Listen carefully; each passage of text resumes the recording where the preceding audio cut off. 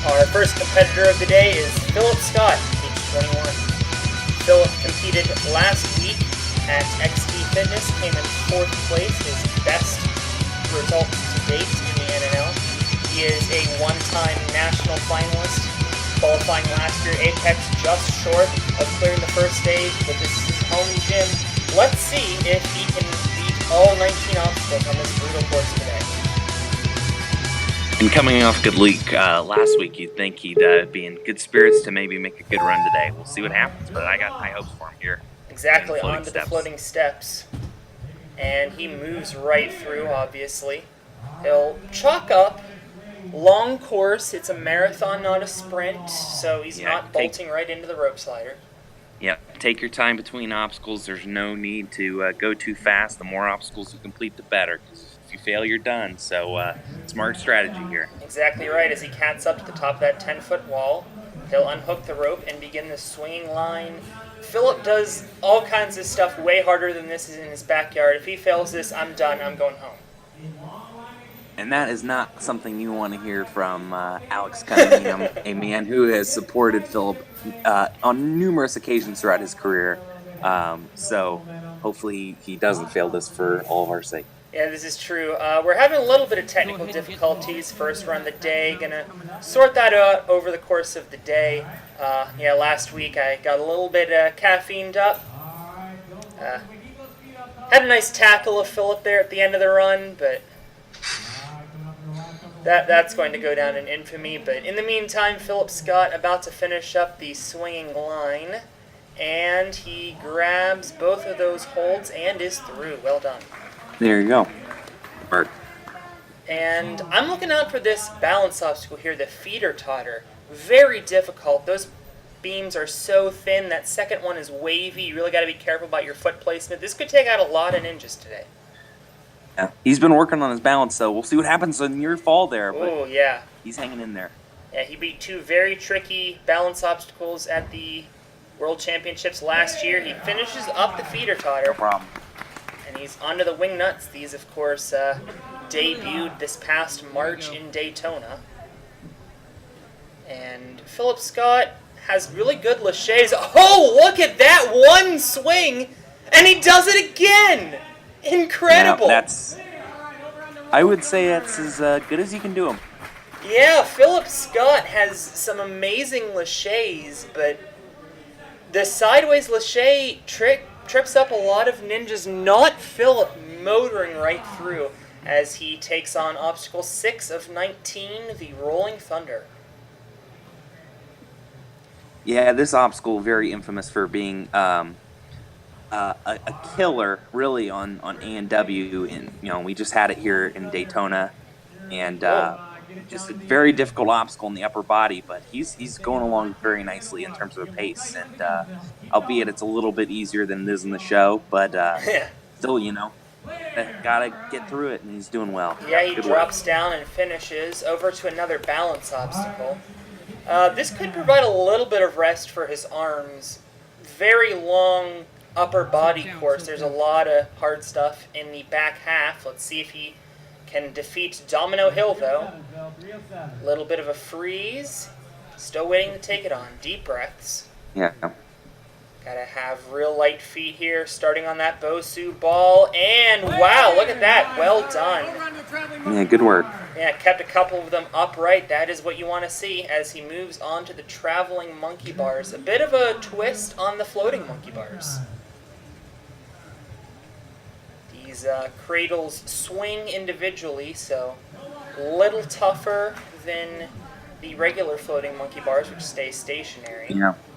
Yeah, this is a tough obstacle, so we'll see how much that rests on the after facing Domino Hill. He's got some time off for his arms. We'll see how he handles this. Good start so far, though. Exactly right. 12-minute time limit on these 19 obstacles. And he is a third of the way through. Oh, yeah. Especially once he gets to some of those shorter obstacles in the back half of the course, he will be just fine on time as he completes the traveling monkey bars. And now onto the balance pipe. This looks really tricky. It's a thick log, but it is suspended on both ends and ascending. He attacks it, though, right through. The pipe barely moves. Yeah, nope. No problem whatsoever. That was really impressive. It's similar to the log slope, I would say, from Sasuke 17. So a man who is really a Sasuke historian gets right through a Sasuke style obstacle and, of course, up the warp wall. So right, exactly. Up that 14-foot warped wall. No issues whatsoever. He climbs down the ladder. This is, of course, not an obstacle, but he will move on now to the floating cliffhanger. Philip does work a lot on those fingers, on the finger grips. He has a cliffhanger ledge in his backyard. We will see, though, if he is able to attack this obstacle, although so far so good. Just like it's a walk in his backyard. Oh. Ooh, a little struggle there. Yeah, oh, there we go. He's going to do the palms in technique. Got it. And they dismount. Well done. Clear, good work. He forgot which way he was going for a second. He is onto the speed rollers. He defeated an obstacle just like this in the World Championships back in February. It was the one. Yeah, and that one was ascending too. Exactly. That was the one obstacle I was worried about for him. But, of course, these are going to be no problem. Yeah, good work. Are we sure those spin? Can we get a check on those? Well, he sure didn't make it look like it. Again, on a lot of these balance obstacles, we talked about how he's been working on balance, and he has had no difficulties on him so far, these balance obstacles. Right you are, Kyle, as he moves on. Oh, okay. All right, hopefully that woke everyone up this morning as we go on to the salmon ladder. I'll have to go up a few rungs and then transfer over to the unstable grid board. This all counts as one obstacle. This is not a second obstacle that he is on right now.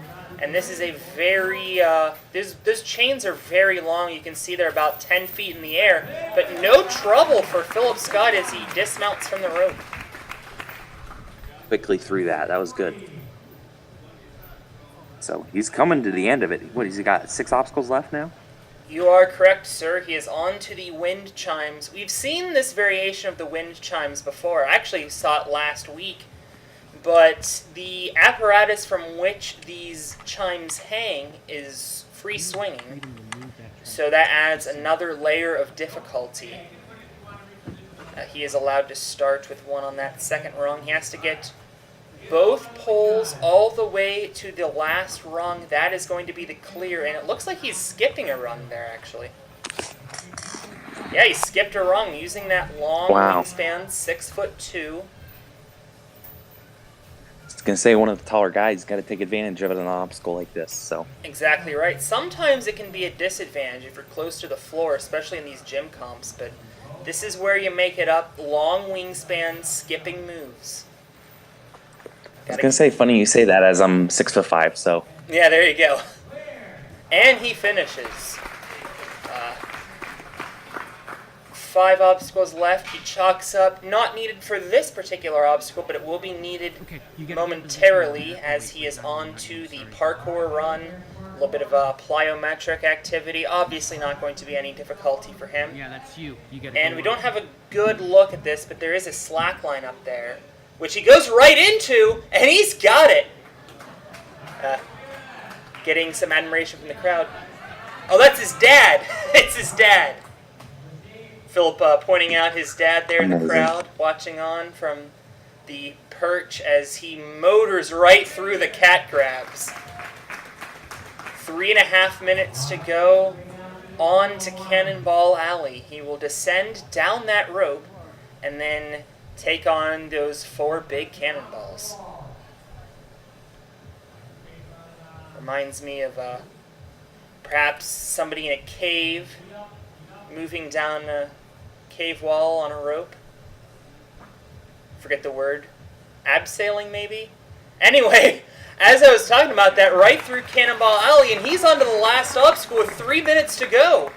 You are 9 minutes. 9 minutes. It is the Iron Maiden, developed by one of the Ninja OGs, Brett Sims. He will have to use 2 tubes, place them on those spokes which have taken over these devil steps. They'll have to go up and down.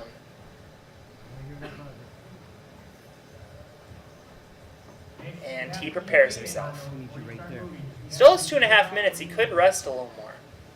But you figure first run of the day, you want to set a fast clear time in case somebody else is able to clear. Shaking out the arms, getting the lactic acids flowing. You can see he's a little pumped in the forearms perhaps.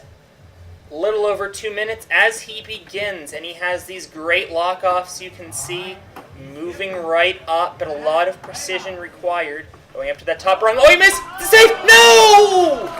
Oh, he couldn't save it there at the very end, but a tremendous run for Philip Scott. That is going to be hard to beat.